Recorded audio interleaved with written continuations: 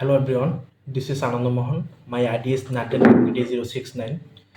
My topic is BCC Matrix. BCC Matrix বলতে এমন একটি কৌশলগত টুলস যা কোম্পানিকে তার পণ্য বা ব্যবসার শক্তি, দুর্বলতা এবং বিনিয়োগের সিদ্ধান্ত নিতে সাহায্য করে। এটি মার্কেট গ্রোথ রেট এবং মার্কেট শেয়ারের উপর ভিত্তি করে কোম্পানির পণ্য এবং ব্যবসায়িক ইউনিট বিশ্লেষণ করতে ব্যবহৃত হয়।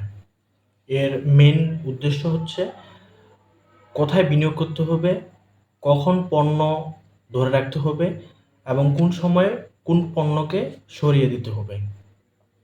এই বিসিসি ম্যাট্রিক্সের 4টা অংশ রয়েছে: star, cash cow, question mark এবং ডগ। স্টার, মার্কেট গ্রোথ এবং মার্কেট শেয়ার দুটোই হাই, যার কারণে ভবিষ্যতে বড় ধরনের লাভ হওয়ার সম্ভাবনা রয়েছে এবং ভবিষ্যতে ক্যাশ কাউ হতে পারে, কিন্তু এখানে প্রচুর পরিমাণে বিনিয়োগ করতে হয়। যেমন স্কোয়ার ফার্মাসিউটিক্যালের ক্যান্সার প্রতিরোধী যে ঔষধগুলো দ্রুত বর্ধনশীল এবং বাংলাদেশের শীর্ষস্থান ধরে রেখেছে, তাই স্কোয়ার ফার্মাসিউটিক্যাল এই পণ্যগুলো তীব্র মোকাবেলা করতে এবং শীর্ষস্থান ধরে রাখতে প্রচুর পরিমাণে বিনিয়োগ করে। Number 2, cash cow. এখানে মার্কেট গ্রোথ কম কিন্তু মার্কেট শেয়ার হাই, যার কারণে নিয়মিত লাভ দেয় এবং কম বিনিয়োগ করতে হয়। স্কোয়ার ফার্মাসিউটিক্যালের আয়ের মূল উৎস বা মূল ভিত্তি হলো ক্যাশ কাউ।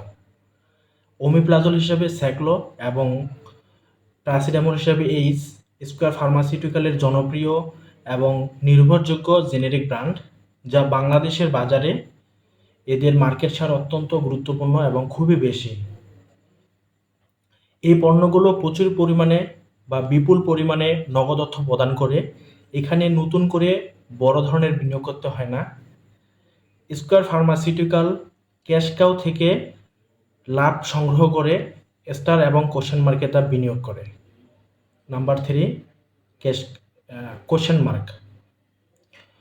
কোশ্চেন মার্কে মার্কেট গ্রোথ বেশি কিন্তু মার্কেট শেয়ার কম, যার কারণে এখানে ঝুঁকি বেশি। স্কোয়ার ফার্মাসিউটিক্যালের হার্বাল টাইপের যে ওষুধগুলো রয়েছে, এদের মার্কেট গ্রোথ অনেক বেশি হলেও এখানে মার্কেট শেয়ার খুবই কম। তীব্র প্রতিযোগিতার কারণে এদের দাম এবং বিক্রয় খুবই সীমিত। মার্কিন যুক্তরাষ্ট্র এবং ইউরোপীয় উন্নতিশীল দেশগুলোর মধ্যে স্কোয়ার ফার্মাসিউটিক্যাল ওষুধ রপ্তানি করা হয়। এদের মার্কেট গ্রোথ অনেক বেশি হলেও গ্লোবাল কম্পিটিশনের কারণে মার্কেট শেয়ার খুবই সীমিত।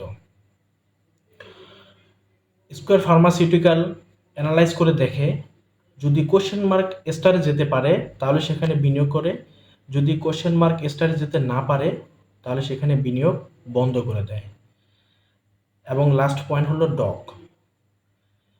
মার্কেট গ্রোথ এবং মার্কেট শেয়ার দুটি কম, যার কারণে এখানে লাভ হওয়ার সম্ভাবনা খুবই কম।